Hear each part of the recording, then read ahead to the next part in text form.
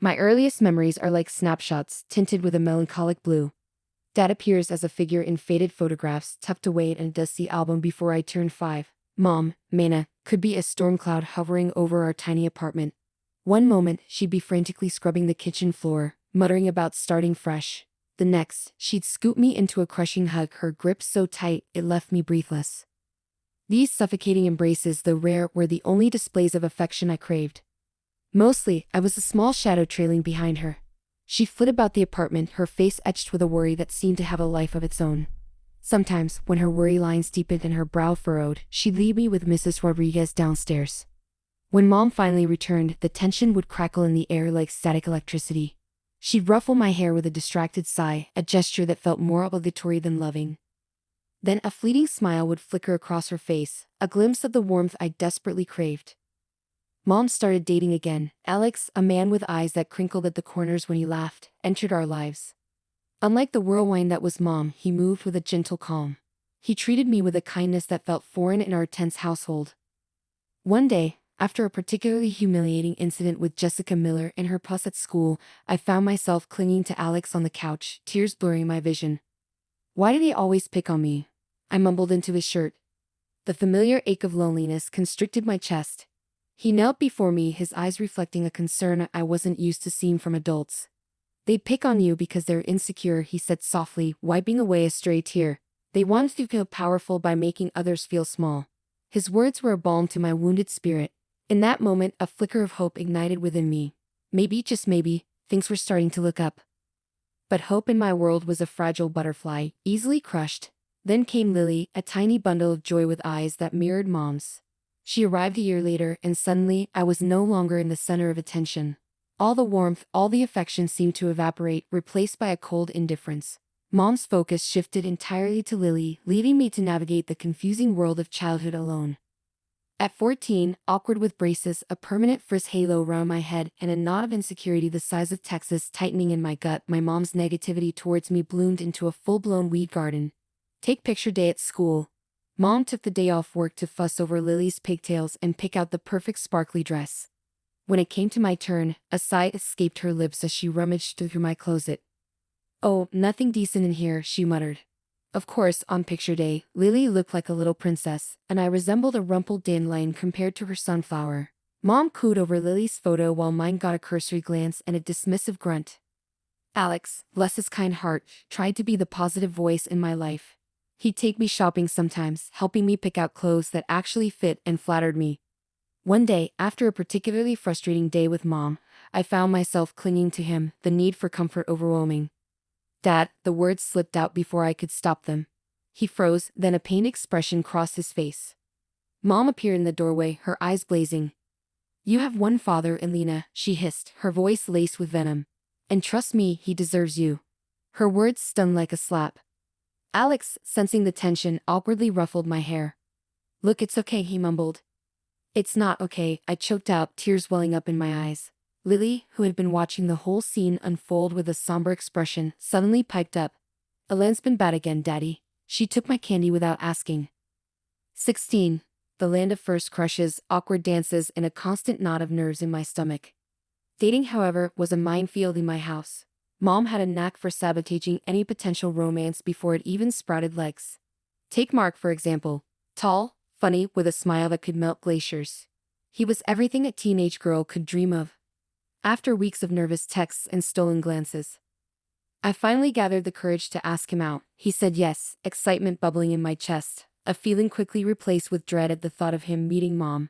The night of our date, Mom went into overdrive. She fussed over Lily's bedtime story, making sure it stretched on for an eternity. When Mark finally arrived, looking nervous but sweet, Mom greeted him with a smile that didn't reach her eyes.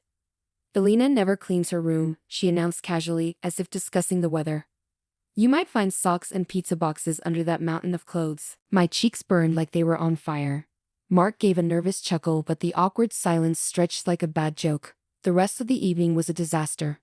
Mom kept making snide remarks about my weight, my taste in music, even my choice of college. By the end of the night, Mark practically ran out the door, leaving me feeling like a deflated balloon. The story repeated itself with a few unfortunate guys after that. Each time I brought someone home, Mom would turn into a master of backhanded compliments and subtle digs. My self-confidence took a nosedive, and any potential relationship fizzled out faster than a wet firecracker. 18. The age of college applications, nervous goodbyes, and a fierce determination to break free from the suffocating grip of my childhood.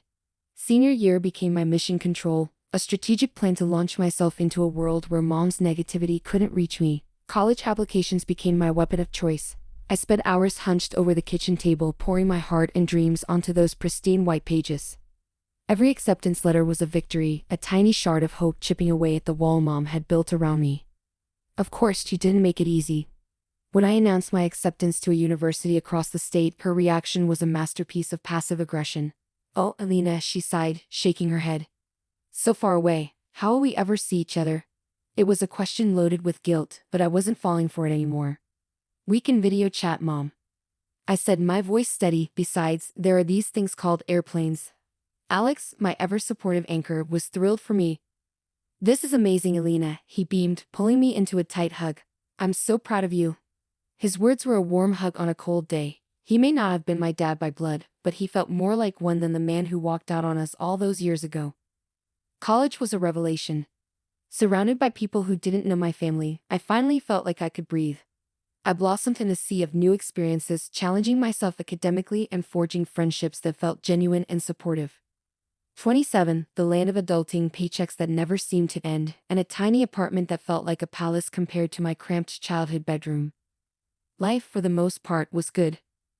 My job as an economist kept my brain buzzing, and David, my amazing boyfriend for the past few years, brought a warmth and laughter into my life I hadn't known before. One evening, over takeout Thai food and a bottle of wine, David dropped a bombshell.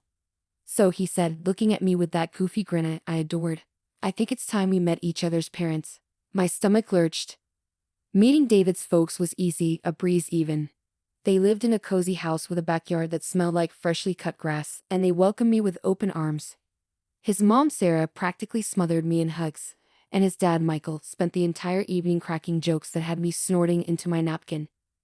They were warm, funny, and genuinely interested in getting to know me. It felt normal, a word I never dared associate with family dinners in my past life. But the thought of David meeting my, well, interesting family filled me with dread. How could I explain the years of emotional neglect, the constant jabs, the suffocating negativity? I told him everything, the fights, the tears, the way Mom had chipped away at my self-esteem for years. Lily, unsurprisingly, hadn't gotten any better, now a master manipulator who knew exactly how to push my buttons. David listened patiently, his hand resting gently on mine. "Alina," he said firmly, "I'm marrying you, not your family. They may be baggage, but you're the prize." His words were a balm to my soul, a declaration of love that washed away years of doubt. Maybe, just maybe, I could finally build a happy family of my own. One filled with love, acceptance, and laughter. The kind of family I never had, but the kind I always deserved. My stomach twisted tighter than a pretzel as I dialed Alex's number. This was it, D-Day for breaking the news about David and the engagement. "Hey, Alina, what's up?" Alex's familiar voice boomed through the phone. "Hey, Alex," I said, taking a deep breath. "There's something I need to tell you." I launched into the story, spilling the beans about David, the proposal, and the upcoming wedding. There was a comfortable silence on the other end of the line, then a genuine laugh erupted. "Alina, that's fantastic. I'm so happy for you both." His words washed over me like a warm wave, easing some of the anxiety. Nodding my assent, I listened as he continued, "You've got to bring him over for dinner. Let me meet the guy who finally snagged you." David, bless his supportive heart, was all for it, so, a few weeks later, we found ourselves pulling up to my childhood home, a place that still held a strange mix of nostalgia and dread. Mom answered the door, her face breaking into a surprised smile. "Alina, you came to visit, and who is this handsome fellow?" "Mom, this is David, my fiancé," I said, offering a tight smile. David stepped forward, extending a hand. "It's a pleasure to meet you, Mrs. Turner," he said. Mom beamed, shaking his hand a little too enthusiastically. "The pleasure is all mine, dear. So David, what do you do for a living?" David, oblivious to the undercurrent of Mom's question, launched into a detailed explanation of his work as a director at a large company. Alex, ever the smooth operator, chimed in with jokes and stories, keeping the conversation flowing. Lily, of course, wasn't about to be outdone. She spent the entire meal batting her eyelashes at David, interrupting our conversations to pepper him with questions about his job and hobbies. Mom, ever the doting mother, fawned over Lily's every word, a stark contrast to the thinly veiled barbs she kept throwing my way. Elena, honey, she'd say, her voice dripping with fake sweetness, you really should take some fashion tips from Lily. That dress you're wearing, well, it's not exactly flattering. David thankfully seemed oblivious to the digs, but I knew exactly what Mom was doing. She was subtly putting me down, making me feel insecure right in front of my fiancé. The entire dinner felt like a twisted performance, a play where I was constantly reminded of how I wasn't good enough, not pretty enough, not successful enough. By the time dessert rolled around, I was ready to run screaming. As soon as it was polite, we made our excuses and left. The moment we were safely buckled into the car, David let out a long sigh. Your mom, she's a character, isn't she? He said, a hint of amusement in his voice. Yeah, I muttered, a wave of exhaustion washing over me. She can be. He squeezed my hand gently. But hey, we made it through dinner, right? He was right. We had. And even with Mom's negativity hanging in the air like a bad smell, the simple act of holding David's hand filled me with a sense of strength and purpose. This was my future, a future I was building with him, not with my dysfunctional family. The warm glow of post-dinner satisfaction lingered in the air as David and I curled up on the couch, poring over wedding magazines. We envisioned a small, intimate ceremony in a charming vineyard, surrounded by the people who loved and supported us. It was perfect. Then the next morning, the dream shattered into a million pieces. My phone buzzed with David's name, his usual cheerful ringtone replaced by a tone that sent a shiver down my spine. Elena, he said, his voice tight with a mix of anger and disbelief, we have a problem. My stomach lurched. What's wrong? I asked, my voice trembling. He took a deep breath. Your mom. The blood drained from my face. What did you do this time? David explained, his words hitting me like punches. Mom, the ever-reliable manipulator, had somehow unearthed his work phone number. Instead of a congratulatory call, she unleashed a verbal tirade that would make a sailor blush. Apparently, in her twisted world, I was the epitome of inadequacy, ugly, dull, and lacking any social graces. It didn't stop there. She even dragged Dad into it, dredging up his abandonment years ago like a weapon. To add insult to injury, she suggested David ditch me and turn his sights on Lily, claiming my younger sister was the epitome of beauty and brains. Fury boiled up inside me, a hot, venomous rage. How dare she? How dare she try to sabotage my happiness yet again? David, bless his heart, was furious too, but he channeled his anger into something unexpected, a plan. A crazy, audacious plan that was equal parts risky and thrilling. We expose her, he said, his jaw clenched. We set a trap. The plan was audacious in its simplicity. David would call Mom back, pretend to be swayed by her words, and arrange a meeting to discuss this ludicrous proposal. His goal was to record the entire conversation on his phone. David made the call, his voice smooth and convincing.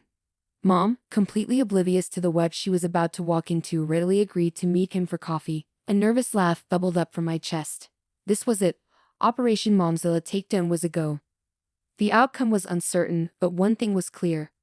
I wasn't going to let my mother dictate my future any longer. This time the tables were turning and I was ready to play for keeps.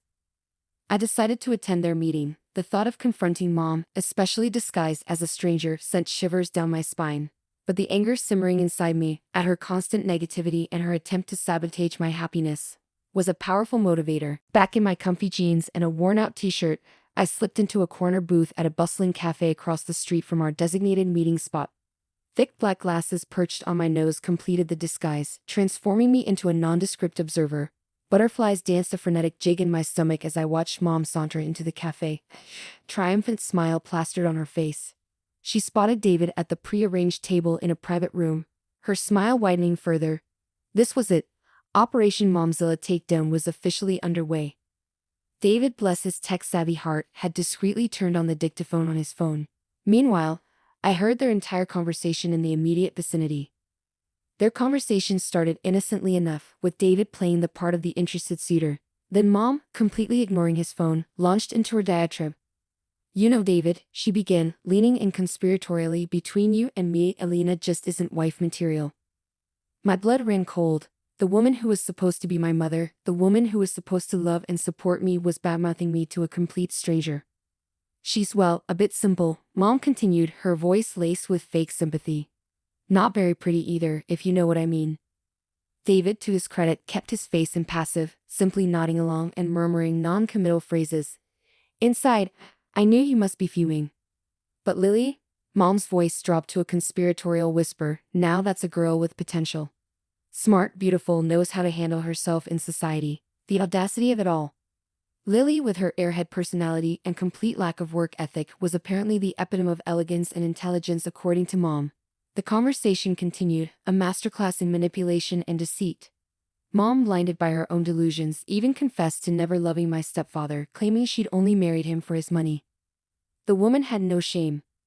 Finally, after what felt like an eternity, Mom stood up, her face radiating self-satisfaction.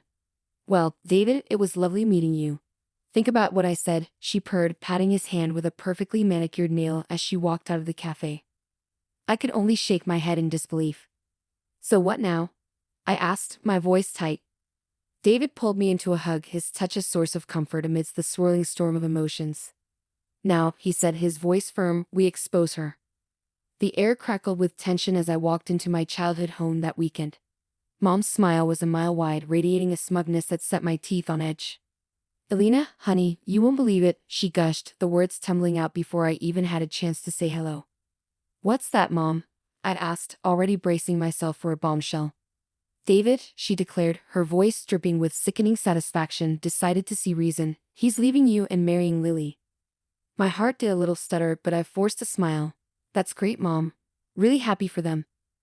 My stepdad, bless his perpetually confused soul, cleared his throat. Leaving her? But I thought they were getting married. Lily, who had been lounging on the couch like a pampered cat, snorted a laugh. Apparently not, Dad. Elena just wasn't good enough for him, shocker. I ignored her snarky remark, my eyes locked on Mom's triumphant face. It was showtime. Actually, Mom, I said, my voice surprisingly steady. Just then David walked in, a sly grin plastered on his face. Hi everyone, he said, smiling. Just in time for a little family fun. He pulled out his phone and pressed play. The room fell silent as Mom's voice, dripping with malice, filled the air. The conversation from the cafe played in its entirety. Her diatribe about me, her praise for Lily, the shocking confession about my stepfather. The color drained from Mom's face with each passing sentence. My stepdad turned a shade of pale white, his jaw slack with disbelief. As for Lily, her bravado crumbled, replaced by a terrified whimper. When the recording ended, a deathly silence descended upon the room. Then my stepfather exploded. You lying snake, he roared, his voice shaking with fury. You married me for money all these years. Mom, for the first time in my life, looked genuinely lost, tears welling up in her eyes. The storm brewing in my stepfather's face overshadowed everything around us. I want a divorce, he declared, his voice thick with anger. Get a lawyer. The room imploded. Mom and Lily burst into tears, their wails a symphony of misery. David, bless his heart, looked as comfortable as a fish out of water caught in a hurricane. Amidst the chaos, I felt a strange sense of calm. The truth, ugly and raw, was finally out in the open. Years of unspoken hurt, manipulation, and lies all spilled out, shattering the facade of our dysfunctional family. In the following weeks, tears-choked sobs from my stepdad and icy stares from Lily filled the air whenever our paths crossed at the grocery store. Mom, the architect of this mess, retreated into a self-imposed social media blackout. As for me, I felt strangely hollow. The anger that had fueled me for so long was gone, leaving a gaping hole that needed filling. One sunny afternoon, David found me curled up on the couch, mindlessly flipping through wedding magazines that now seemed like dusty relics from a bygone era. Hey, he said, his voice laced with concern. You all right? I managed a weak smile. Yet, just thinking. Everything just feels so different. He squeezed onto the couch beside me, pulling me into a hug. It is, he admitted. But hey, different can be good. A chance to start fresh. His words were a gentle nudge in the right direction. Maybe he was right. Maybe the mom-shaped void in my life could be filled with something new, something exciting. A spark ignited in my chest. So, I said, a mischievous glint in my eyes. What do you say we do something crazy? David's eyebrows shot up. Crazy like what? How about a road trip? I suggested, a grin spreading across my face. Just us, a map, and the open road. No expectations, no timelines. Just pure adventure. You and me. A road trip, he declared. Count me in. And so our plans took a sharp turn. The meticulously planned vineyard ceremony morphed into a spontaneous cross-country adventure. We packed a beat-up camper van with essentials, copious snacks, a killer playlist, and a well-worn copy of On the Road. With no destination in mind, only the promise of new experiences and shared memories, we hit the road. Fast forward a year, and David and I were standing at the altar, exchanging vows under a canopy of fragrant flowers. It wasn't the elaborate ceremony I had once envisioned, but it was perfect. Instead of a disapproving mother, my recently divorced stepdad, estranged from Lily, walked me down the aisle. The tears in his eyes were a mixture of pride and regret. As he squeezed my hand, he muttered, "You know, kiddo, I always knew you'd find your happily ever after." Life after the wedding settled into a comfortable rhythm. David and I built a life together filled with laughter, love, and the occasional road trip adventure. My stepdad became a regular visitor, regaling us with stories from his travels and dropping not-so-subtle hints about wanting to be a grandpa. With a laugh, I'd reply, "Don't worry,